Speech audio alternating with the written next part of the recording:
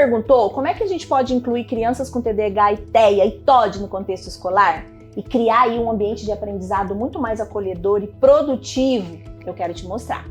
Eu sou a Mara Duarte da Costa, eu sou a mentora aqui da Rema Neuroeducação e hoje eu tenho a honra de trazer o professor Luiz Paulo, que é especialista em inclusão escolar e também em transtornos, né, como TDAH, TEA e TOD, e ele vai nos trazer estratégias práticas para facilitar a inclusão dessas crianças nas nossas salas de aula, garantindo que elas não apenas participem, mas também se destaquem no ambiente escolar. Então, prepare-se aí para uma aula cheia de aprendizado que vai transformar suas práticas pedagógicas e você vai fazer a diferença na vida dos seus alunos. Não se esqueça de se inscrever no canal, ativar o sininho para mais conteúdos como esse. Professor Luiz Paulo, o show é seu!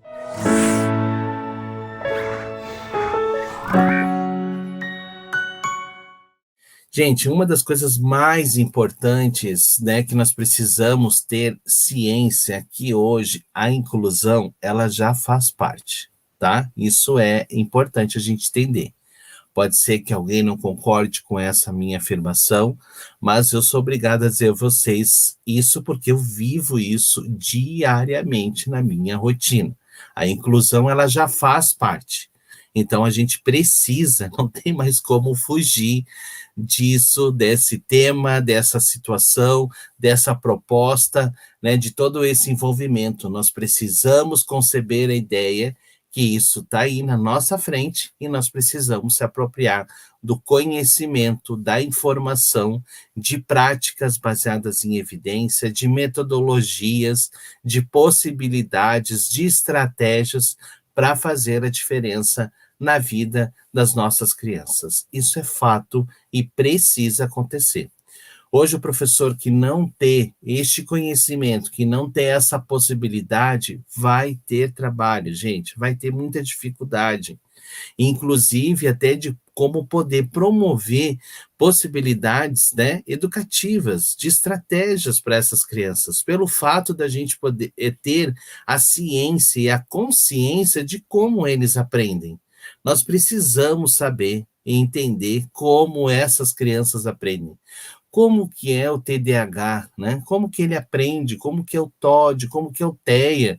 O TEA, especificamente, nós temos totalmente diferente na condição de ser e na forma de se apropriar do conhecimento. Então, nós precisamos entender isso, porque não é de uma forma convencional que também se trabalha. E muitas vezes o que acaba acontecendo? Trabalhando de uma forma convencional, tá, com a criança com autismo, e vai acontecer o quê? Não, nem sempre acontece o processo de aprendizagem, porque você, na forma como você está trabalhando, não está suprindo a necessidade e o perfil educacional daquela criança. Isso precisa conhecer, tá? Nós precisamos saber que dentro de todo esse processo existe pessoas, né? E cada uma tem a sua forma de aprender, tem o seu jeito, e para isso nós precisamos entender e compreender essa situação. Eu trago esse símbolo que a inclusão é assunto sério, tá? É um assunto sério, é um assunto que precisa cada vez mais ser falado, ser dito, ter diálogo entre esses assuntos pela toda a profundidade que esse tema traz, tá? E perpetua dentro da nossa prática. Isso é importantíssimo saber. Nós precisamos saber o que é incluir, tá? Não é apenas integrar, não é apenas colocar aquela criança dentro da sala de aula e achar que isso é inclusão, gente. Isso não é inclusão, tá? Eu preciso literalmente fazer com que essa inclusão ela realmente aconteça. Eu trago um novo símbolo de acessibilidade, né? Que foi dito todo pesquisado, elaborado pela ONU, que traz a importância, tá, de promover a inclusão e acessibilidade às pessoas com deficiência, independente da deficiência que ela tenha, para o mundo. Ou seja, o mundo conhece essa possibilidade, tá? E isso é a ideia desse sinal extremamente importante. Então, nós precisamos ter a ciência da importância da inclusão. Isso é algo que nós temos que conversar, Isso é algo que nós precisamos conversar de uma forma muito clara, específica e de acordo com as necessidades de cada criança. Só que, dentro desse processo todo, nós temos características muito comuns em determinadas crianças. Então, vamos começar. Por exemplo, vamos falar sobre crianças com TEA, tá? O que são as crianças com autismo, gente, né? Se refere a uma série de condições, tá? Por algum grau de comprometimento no comportamento social, tá? Na questão da comunicação, na questão da linguagem, onde também existe várias situações que importantes e que também trazem dificuldades de se apropriar, muitas vezes, do conhecimento devido a uma demanda sensorial, e que a gente precisa entender isso para poder, de alguma forma, saber agir, ter uma conduta efetiva e não achismo, tá? Nós temos que parar com essa mania de que o achismo, não existe achismo, eu acho, não, eu concluo diante disso. Isso é importante saber. Hoje nós temos uma gama de informação dentro da área, aqui especificamente do autismo, que nos consolida, né? E que nos traz práticas condizentes que faz com que a gente possa literalmente aprender e usar aquilo e dar certo. Então, é importante a gente ter esse conhecimento, né? É importante a gente saber a importância disso, tá? Então, gente, outra questão importante dentro do autismo é essa gama estreita de interesses, né? E que também são comportamentos bem importantes, que muitas vezes são repetitivos, restritos, e que nós precisamos entender. Outra questão importante para que a gente possa conversar sobre inclusão é entender, gente, a importância desse processo, tá? Frente à questão do ensino, da questão do processo de ensino. Por quê? O que acaba aqui?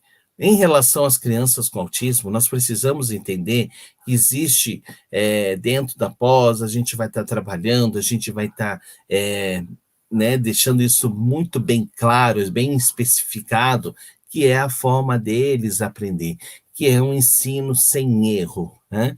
Então, a gente trabalha com ensino sem erro. Então, o que é um ensino sem erro, né? A grosso modo, posso dizer aqui, né? Porque é um tempo que a gente tem que falar de inclusão neste momento, né? A gente não vai detalhar toda a questão do ensino em relação à criança com autismo. Mas a importância de saber que todo o processo de ensino, ele é dado a resposta. Eu não trabalho com a questão da subjetividade, são objetivo. E no momento do ensinar aquela criança, do aprender, eu ensino a resposta, eu dou literalmente a resposta para que ela aprenda aquela condição. Hoje nós precisamos entender e o professor precisa estar ciente que o comportamento, quando a gente trabalha com autismo, é uma disciplina. Eu sempre costumo dizer isso para os meus alunos aqui. Gente, o comportamento é uma disciplina. Professor Luiz, e como é que a gente trabalha isso? Preciso entender práticas condizentes a comportamento para avaliar comportamento, para também identificar possibilidades de intervenção. Isso é necessário aqui.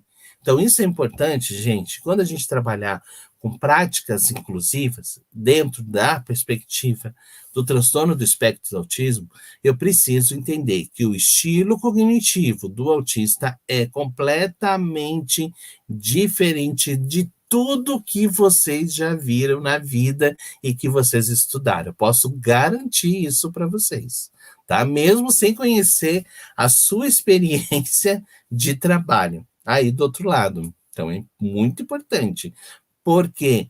Porque eles aprendem totalmente numa rota de memória visual, tá? É totalmente diferente. Então, isso é um detalhe importante para o processo de inclusão, que eu vou trabalhar. Eu tenho uma criança com autismo, eu preciso entender que a condição dele de aprendizagem é completamente diferente, a rota é outra, e eu preciso me apropriar deste conhecimento para favorecer a aprendizagem dessa criança. Se eu for apenas com os meus conhecimentos prévios, sem conhecer TEA na sua essência, sem conhecer sinais e sintomas do autismo nesta criança, como que o autismo se manifesta nela?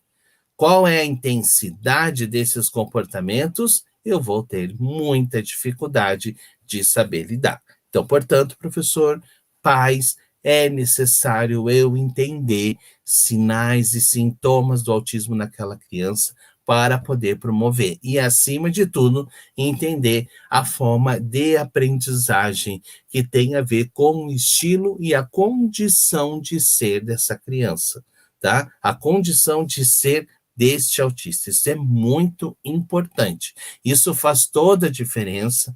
Até o nosso manejo com o material vai ser diferente. Isso precisa entender, ok? Outro assunto importante dentro, que é o transtorno do déficit de atenção e hiperatividade, tá?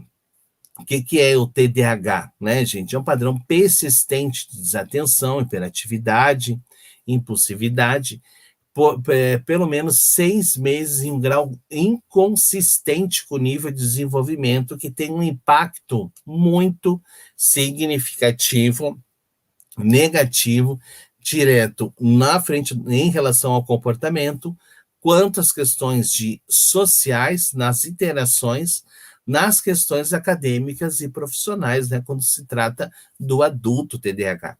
Então, isso é muito importante a gente saber que existe também um padrão aqui especificamente de comportamento, onde a gente vai estar intensificando muito mais. Ou seja, nós precisamos entender aqui no TDAH que ele tem uma condição que favorece já esse processo de aprendizagem, porém o manejo do comportamento é onde nós vamos atuar mais. Então, o professor, aqui especificamente, em relação a crianças com TDAH, ele precisa entender muito mais a demanda do manejo, do comportamento, do que a própria questão educacional. Porque se ele entende toda a demanda do comportamento daquela criança, desses sinais e sintomas que se revelam dentro da perspectiva deste transtorno naquela criança, nós precisamos entender a intensidade desses comportamentos. E aqui nós temos 2 tipos, né? O TDAH, tipo desatento, o TDAH tipo hiperativo impulsivo e o TDAH misto, onde tem o misto, cabe toda essa questão hiperatividade, impulsividade e a questão da atenção. E eu confesso para vocês, gente, né, que crianças com TDAH mista, que tem todas essas 3 vertentes muito importantes, o que acaba acontecendo? É muito intenso o trabalho, tá? É muito intenso, precisa o TDAH misto ter uma equipe multidisciplinar, onde você, enquanto profissional, você, enquanto professor, precisa contar a sua rede de apoio na escola, pedagogia, supervisão, tem que estar muito atenta junto com você para um trabalho que seja efetivo. Não adianta também você deixar aquele professor que vai seguir o trabalho e você que é supervisor, você que está na gestão, não também entender e promover estratégia, possibilidades de envolvimento com esse professor da sua escola. Você é supervisor, você é gestor, você precisa entender essa condição também para poder supervisionar, para também poder ajudar de alguma forma essa criança, esse professor, diante da sua prática. Gente, isso é uma rede de apoio muito importante que precisa existir, tá? Precisa existir nas instituições, precisa existir nas escolas, tá? Que tenha literalmente, não basta ir para um conselho de classe ver resultado. Né? A gente precisa também começar a pensar nesses conselhos das possibilidades de intervenções, nas supervisões, de procedimentos de trabalho, porque não se repete sempre a cada momento a mesma coisa, porque não tem direcionamento. Nós precisamos fazer essa intervenção, nós precisamos ter essa consciência e fazer a diferença na vida dessas pessoas. E principalmente, gente, quanto à relação do TDAH, que existe a palavra comportamento, a partir do comportamento que eu tenho a essência do comportamento daquela criança, como se revela, na medida que eu tenho a ciência também do tipo de TDAH que ele tem, fica muito mais fácil para eu poder intervir, para eu poder ser, porque uma das questões importantes é, se é hiperatividade, impulsividade, eu tenho um tipo de manejo. Se é para questão de distração, eu tenho outro tipo de manejo. São programas direcionados. Um, eu vou programar mais a demanda do comportamento em si, controle inibitório. Outro, eu vou controlar muito mais a questão da atenção, a percepção dele frente à execução da tarefa, o tempo, o ritmo, tudo isso leva em consideração um conhecimento importante para que a gente possa fielmente favorecer essa criança. Isso vai fazer toda a diferença, tá, gente? Então, é um transtorno neurobiológico de origem genética, é importante entender isso, causado pela pouca produção dos neurotransmissores, como a adrenalina e a noradrenalina, tá? Que são responsáveis pela atenção, comportamento motor e a questão da motivação. O fato dessas substâncias todas não serem desenvolvidas, né, toda nessa parte frontal do cérebro, faz com que essas funções, literalmente, não funcionem da mesma maneira, caso ela, como acontece em outras crianças. Então, essa dificuldade faz com que todas essas demandas de comportamento, frente à distração, hiperatividade, à impulsividade, aconteça de muito mais intensa. Assim, gente, como um fator importantíssimo aqui, e que eu falo tanto no TDAH quanto no TEA, é a questão da motivação, tá? Lá no TEA, a motivação, ela é externa, ela é de fora para dentro. O que quer dizer isso, professor Luiz? Que o professor precisa entender interesses, precisa entender o que motiva aquela criança para despertar a possibilidade do ensino, envolvimento com a tarefa. No TDAH é a mesma coisa, nós precisamos entender o que motiva essa criança, qual é a estratégia que facilita o desenvolvimento dela com habilidade. Isso vai fazer toda a diferença. Então, nós precisamos ter muito conhecimento nisso para favorecer, até mesmo para você que vai intervir com essa criança, de depois de montar um programa de trabalho, um plano de trabalho que vai organizar aquele determinado comportamento, aquela determinada demanda para poder ajudar. Isso faz toda a diferença, tá, gente? Aí nós temos o TOD, que é o transtorno opositor desafiador, tá?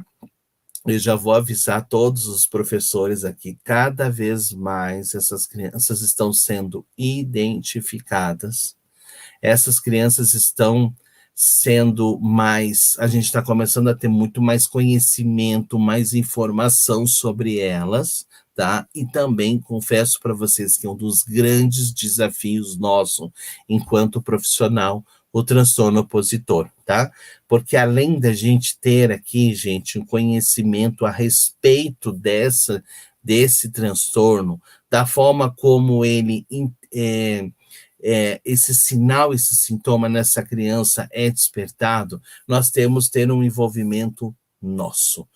Porque nós temos que entender nós temos que estar com uma saúde mental muito bem equilibrada, muito bem organizada, porque se você não entende, não compreende e vai agir no senso comum, vai dar errado, tá? Já vou avisar, você vai passar muito trabalho, você vai se prejudicar muito, assim como você vai prejudicar essa criança também. Então, acima de tudo, dentro dessa perspectiva do transtorno opositor desafiador, de crianças deste, nós precisamos entender e compreender quem são essas crianças, quais são esses sinais, esses sintomas frente ao transtorno opositor, como que esse comportamento se revela. Nós precisamos entender também que tipo de que essa criança ela se enquadra. Nós também temos níveis ali dentro do transtorno opositor e nós precisamos entender para poder saber como lidar também e estabelecer condutas importantes dentro do nosso processo de trabalho. E aí eu digo aqui a importância do conhecimento vai fazer toda a diferença. O transtorno opositor desafiador é um padrão de comportamentos negativos, desafiadores e até mesmo hostis, tá? Que acontece de forma repetitiva na criança ou no adolescente. E outra, gente, eu vou complementar aqui. Muito intenso, intensamente, tá? Então, assim, é intenso. Para quem trabalha, sabe muito bem disso. E nesta intensidade desses comportamentos, nós precisamos entender por trás dele o que está trazendo toda essa intensidade, né? Como que eu posso promover possibilidades de intervenção diante deste perfil dessa criança e a forma como se revela este comportamento no ambiente educacional que ele se encontra, na família, tudo isso vai fazer essa diferença, ok? O TOD é caracterizado por um perfil excessivo e rígido, tá? De desobediência, de hostilidade. Ameaça que ocasiona sérios problemas ligados ao modo como a criança ou adolescente reage aos processos rotineiros, disciplinares, né? Tudo que envolve a demanda do comportamento, o seguimento da regra, o entendimento e compreensão da mesma. Aqui, dentro desses 3 grandes transtornos, nós vamos ter também pode ser comorbidade do outro. Eu posso ter uma criança com TEA, com comorbidade TDAH, eu posso ter uma criança com TEA, com comorbidade transtorno opositor, eu também posso ter um TDAH com transtorno opositor desafiante, então isso é muito isso existe também, aí nós temos que entender quando existe essa dupla excepcionalidade aí, esses 2 transtornos, né, a gente precisa entender e saber qual é aqui, o que está acontecendo, e aqui o que está acontecendo para eu poder, diante dessas manifestações comportamentais, entender de que forma nós vamos poder atuar e trabalhar com essa criança. Gente, uma das coisas é extremamente importante vocês entenderem, tá? Que é possível. Isso é fato. Existe uma infinidade de práticas, eu vou falar muitas aqui daqui a pouquinho para vocês, que a forma como a gente poder receber isso numa perspectiva inclusiva, para que a gente possa ter o entendimento e a compreensão das necessidades de cada criança, independente desse transtorno, mas entendendo a perspectiva dela frente às possibilidades de ensino. Isso é essencial. Então, eu preciso entender como eu vou receber essa criança, como que eu vou entender o padrão de comportamento, qual é a estratégia para eu poder ajudar ela a identificar, né, e possibilitar o desenvolvimento desse comportamento. Tudo isso faz uma grande importância quando a gente está trabalhando, tá? Então, isso é essencial aqui para nós. Então, vamos lá, gente. Aqui eu trago para vocês, né, um pouquinho, né, de informação que é muita, né, que precisa ser considerada e que precisa ser muito efetiva para a gente poder discutir e conversar sobre inclusão, sobre incluir essa criança na escola. Então, para incluir na escola, é preciso o quê? Vamos lá? O que nessa compatibilidade desses transtornos nós precisamos entender em termos básicos de condutas de base? O que é uma conduta de base? A forma como o meu comportamento enquanto professor, dentro de sala de aula, vou disponibilizar os meus estímulos, vou promover possibilidades. Então, vamos lá, gente. Organização do espaço acadêmico, essencial. A organização, a previsibilidade, como vai acontecer, né? A definição de uma rotina de trabalho que seja, olha só, não apenas ter uma rotina, ela precisa ter flexibilidade e ser motivadora. Como fazer uma rotina de trabalho no espaço acadêmico, onde a flexibilidade exista constantemente e a motivação faça parte desse processo. Isso é importante, gente. Isso é importante ter muito conhecimento, precisa ter entendimento, precisa conhecer quem é aquela criança, tá? Não passa saber apenas estratégia, não basta saber apenas atividade qual vai incluir, mas sim, a principal ideia é saber de que forma eu vou favorecer aquela criança que está solicitando, tá? Planejamento frente à condição do estilo cognitivo da criança que com autismo, especificamente a criança com autismo, nós precisamos entender que ela tem um padrão, uma forma de aprender totalmente diferente, que está dentro da perspectiva do ensino sem erro, que vai trazer o entendimento de como a gente poder promover. Em relação à condição de estilo cognitivo frente ao TDAH, nós precisamos entender, assim como do transtorno opositor, que é a estrutura do trabalho, da atividade, o procedimento de intervenção. Isso vai fazer toda a diferença. Por quê? Como na base em relação ao TDAH, se eu sei que aquela criança tem uma dificuldade quanto à atenção, eu tenho que promover atividades, todo aquele conteúdo que eu preciso passar dentro da perspectiva de uma estrutura que facilite o envolvimento, o entendimento, a compreensão, né? A consolidação desse processo do aprender. Isso faz toda a diferença aqui, ok? A comunicação efetiva frente ao perfil de comunicação de cada uma dessas crianças dentro desses transtornos. Como que eu vou me comunicar com o autista? Sempre que o autista eu preciso trabalhar muito mais uma comunicação assertiva, objetiva e clara, tá? Condizente com a dinâmica ali do trabalho. O TDAH, eu sei que eu tenho que entender e compreender a estrutura para facilitar e ajudar ele no entendimento e ser assertivo no tempo, no ritmo, nas possibilidades de intervenção. E o transtorno opositor na condição deste comportamento, de como se revela naquele grupo que eu preciso entender e estabelecer uma conduta que favoreça essa criança estar incluída e sem estar manifestando comportamentos que pode estar sendo hostil com as demais do grupo e prejudicando o envolvimento com ele. Vocês estão entendendo, gente? Olha a profundidade que nós temos em relação a esses transtornos, tá? Então, é muito importante a gente buscar este conhecimento para favorecer de forma precisa essas crianças. O material didático com dicas e pistas visuais, tanto no TDAH, a questão da estrutura, quanto do autismo, vai facilitar que isso aconteça. Jogos e brincadeiras estruturadas que facilitem esse processo, tá?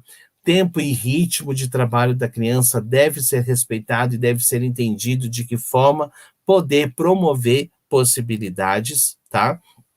O conforto sensorial. Aqui nós temos também, tanto da criança com TDAH, geralmente também o autismo especificamente, a questão do conforto sensorial, a gente vai utilizar muito isso, gente. Muito isso vai fazer toda a diferença, tá? A sequência de atividades respeitando o grau de entendimento e a priorização dos pré-requisitos do conteúdo ser aprendido. Ou seja, qual é a sequência didática de trabalho, dos conteúdos que estão sendo trabalhados. Por exemplo, vocês podem dizer assim, professor Luiz, e aquela criança, que eu escuto muito essa pergunta, que está lá no ensino fundamental 2 ou está lá no ensino médio? Qual é a forma? Gente, quando a nossa criança, esse adolescente, está lá no ensino médio, o que acaba acontecendo? Eu preciso entender a forma do comportamento que está sendo emitido naquele momento, tá? Frente ao processo de aprendizagem. Tem a ver com a questão da atenção, tem a ver com a forma do conteúdo. O que acaba acontecendo muitas vezes dentro desse processo? A criança desmotiva de uma tal forma pelo fato de não entender a sequência didática, aquilo que ele está aprendendo, a sequência dos conteúdos, a relação e a funcionalidade daquilo, tudo isso leva, tá? É muito importante a gente entender. E aí essa criança precisa, de alguma forma, estabelecer esse vínculo. Gente, eu tenho experiências muito legais de você ir lá conversar com o professor sobre aquele aluno do ensino médio, ele nem saber quem é esse aluno, dando 7, 8 meses, quando dentro de sala de aula, e aí a partir do momento que você diz o seguinte, professor, dá uma olhadinha lá, tenta se aproximar mais, e você perguntar para o professor, o que ele sabe? O professor não sabe dizer, gente, porque não tem o contato com o aluno, ele nem sabe, ele tem lá 30 alunos na sala, ele tem 30 alunos. Ele não tem o fulano, fulano, fulano, fulano. Então, a demanda é geral. Isso é sério, isso é um cuidado que a gente tem que ter. Hoje, existem vários mecanismos, existem várias formas de você ter esse controle, de você proporcionar estratégias que você, enquanto professor, tenha conhecimento daquele aluno, daquela criança. Gente, isso é possível. Eu estou falando isso porque eu vivo isso. Eu consigo falar de uma criança, né, que eu estou supervisionando um trabalho, muitas vezes sem conhecer ela ali especificamente trabalhando, através do profissional. E aí você faz também como supervisor, você poder ajudar aquele profissional, ele entender aquilo e ser efetivo na criança. Então isso é importante, gente.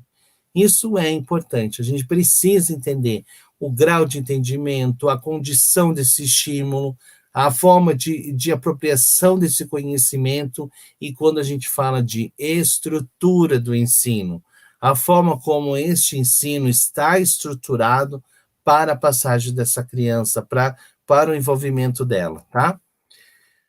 Algumas estratégias educacionais, gente, dentro desse processo, controle, aprendizado e efetivação da aprendizagem, tá?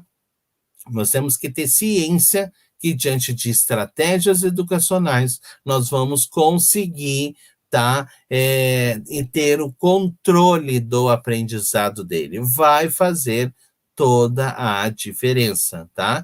Então, isso também é muito importante, o controle desse aprendizado, o quanto aquela criança está aprendendo, aquilo que eu passei de...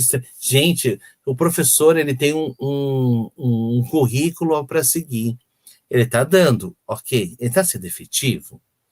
Você está tendo consciência da sua didática, que você está sendo efetivo diante das necessidades daquela criança? Será que você, como profissional que tenta buscar essa individualidade, tem conhecimentos básicos para o controle, o entendimento de como aquela criança aprende? Gente, vocês não têm noção, ou vocês têm sim, o quanto é fantástico e maravilhoso você saber como aquela criança aprende, como aquela criança se apropria do conhecimento, independente do transtorno que ela tenha. Se você tem o conhecimento do transtorno, se você sabe quais são os sinais e sintomas que se revelam, você começa a conhecer aquela criança de uma forma tão precisa, com uma avaliação tão correta, que o processo de intervenção é só a consolidação de sucesso, gente. Porque você está tendo a essência daquela criança.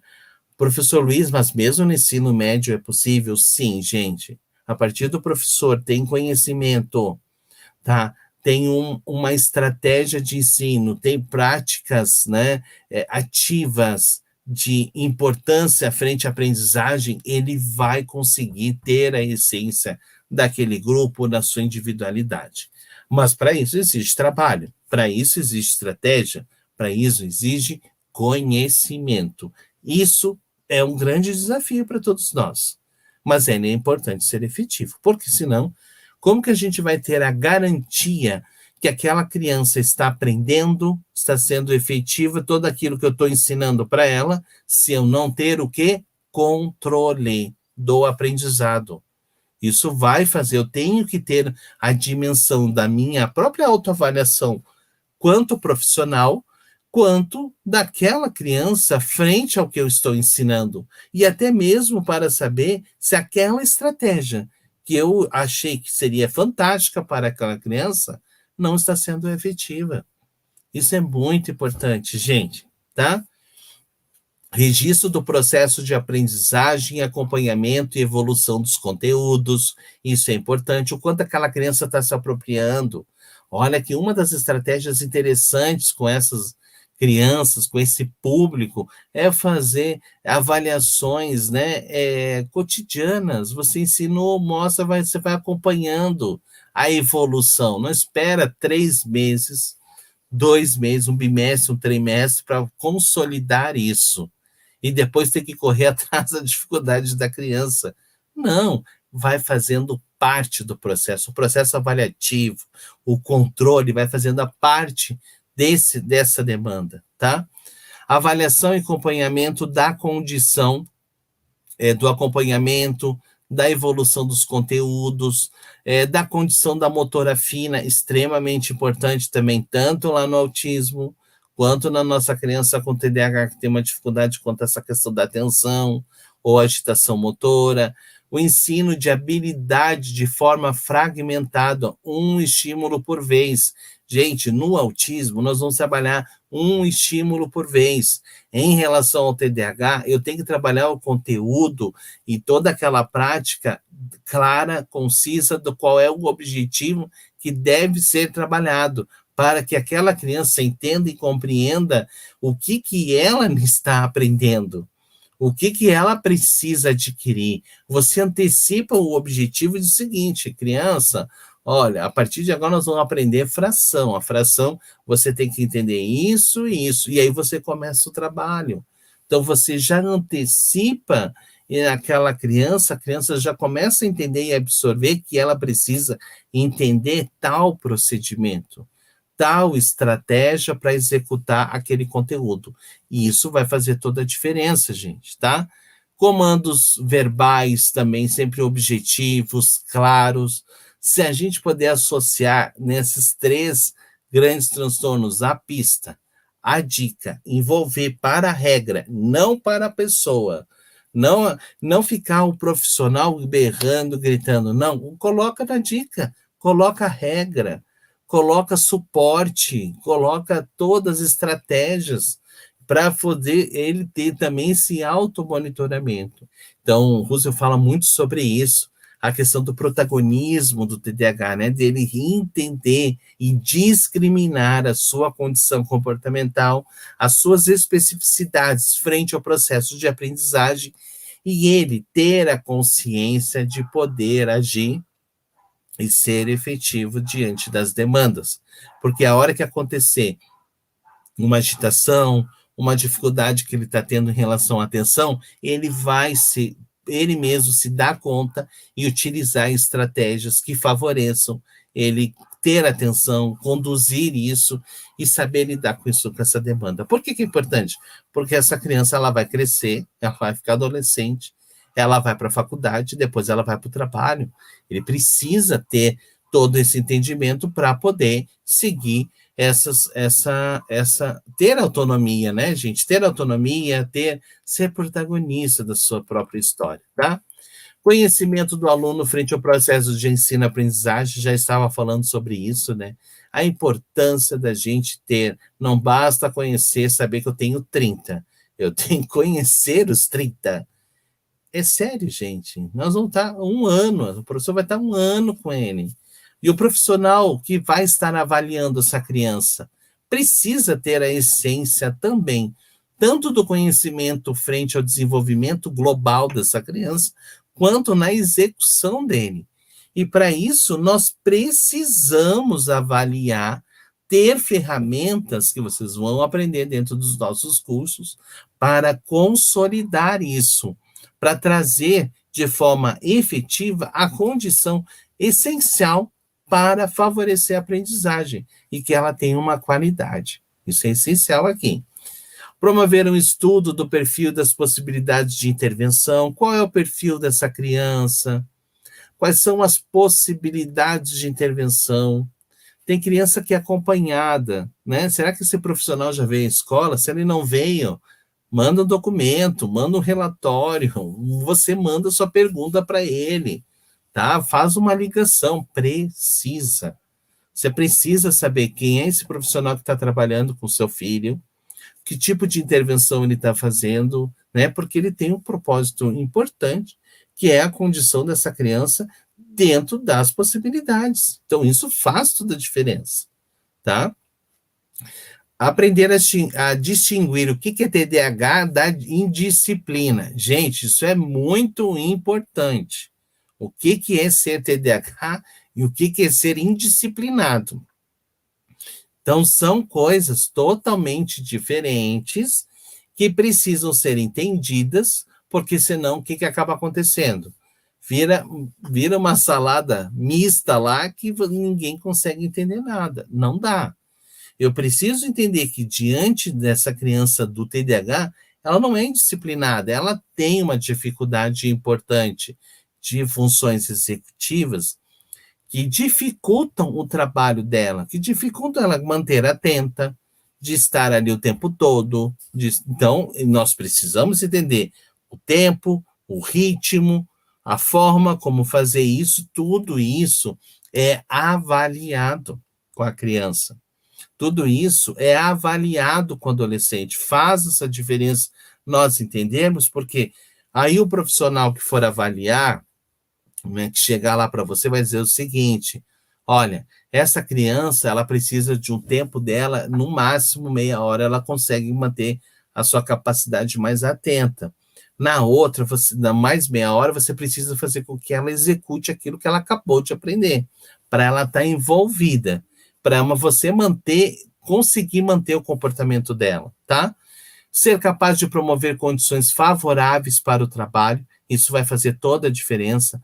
Um trabalho em conjunto também, gente, toda a possibilidade é em conjunto o trabalho, de você poder promover possibilidades importantes.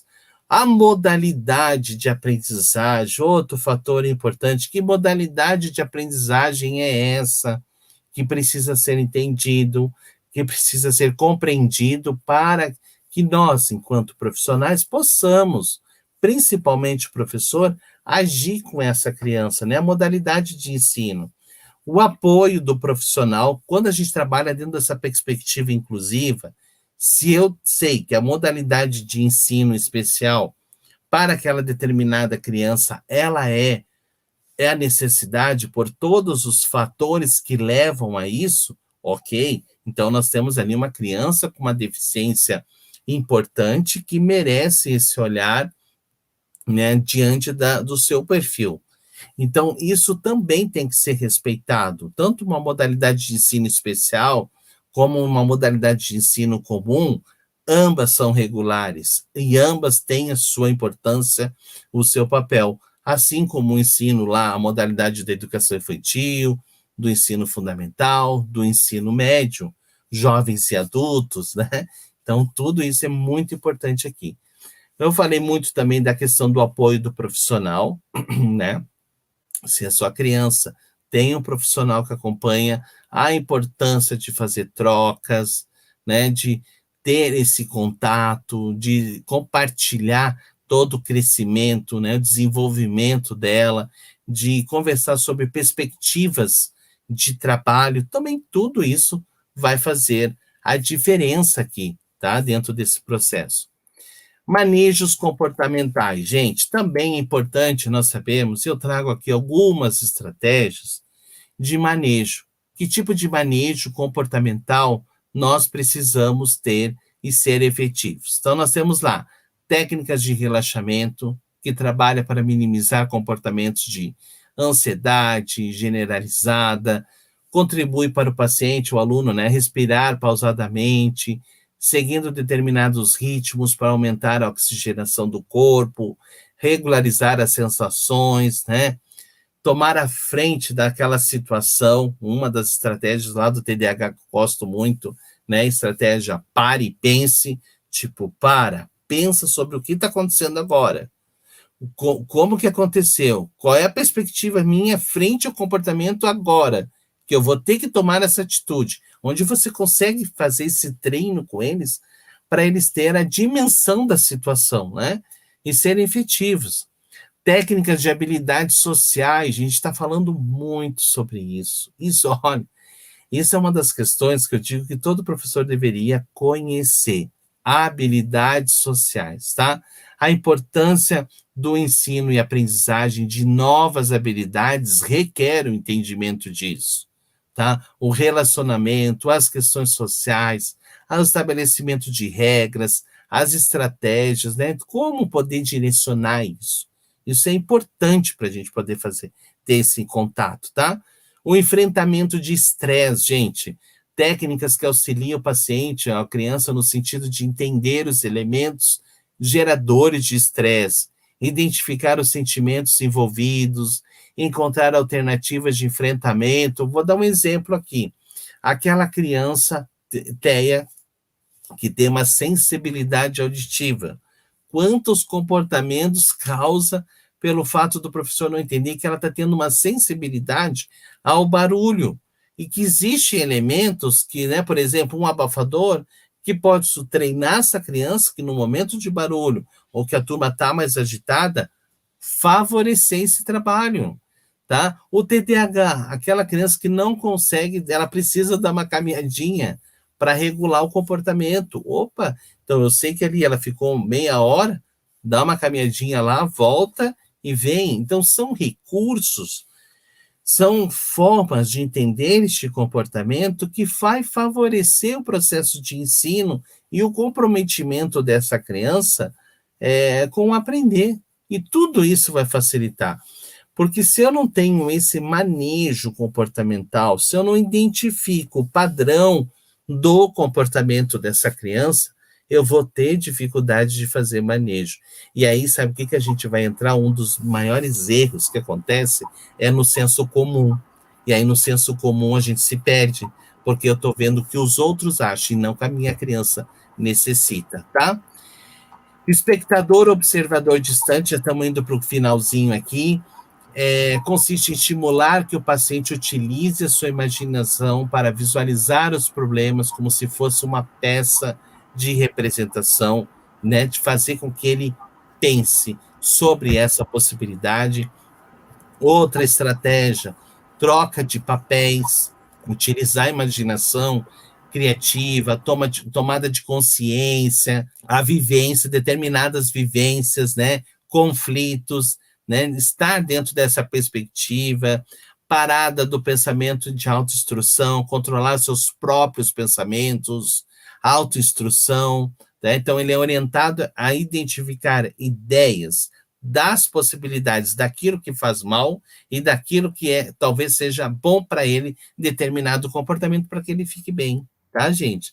E aí entram várias outras estratégias que são apenas algumas, tá? Automonitoramento e autorregulação, programação de atividades, prescrição de tarefas por etapas, principalmente no TOD, tá, gente? Automonitoramento e autorregulação. A gente vai estar trabalhando muito isso. Toda essa manutenção do comportamento tem que estar atrelada com as questões educacionais, para que a gente consiga manter o comportamento efetivo. Solução de problemas, treinamento de habilidades sociais, importantíssimo. Não adianta eu fazer treinamento de habilidades sociais se eu não sei o que é habilidade social e muito menos saber qual é a necessidade da avaliação da habilidade social que aquela criança está necessitando. Isso é essencial aqui, tá? E um dos fatores que a gente tem conversado muito sobre isso, que é a psicoeducação, tá? Uma das práticas baseadas em evidência na área da educação, a questão do experimento comportamental, técnicas de reatribuição, ressignificação, verificação de vantagens e desvantagens do comportamento, isso aqui é maravilhoso. Gente, para trabalhar com TOD, tá? A gente faz com que e não se joga na pessoa, e sim na estratégia, no material, para ser muito mais assertivo, né? As estratégias de roleplay, cartões de enfrentamento, gente, é uma infinidade desse trabalho, tá? E aqui, ó, toda pessoa tem o direito a acesso à educação. Esses são os pilares que sustentam a educação inclusiva. Toda pessoa aprende. O processo de aprendizagem de cada pessoa, ele é singular, ele é único. O convívio nesse ambiente escolar comum vai beneficiar todas as possibilidades. E a educação inclusiva diz respeito a todos nós, tá?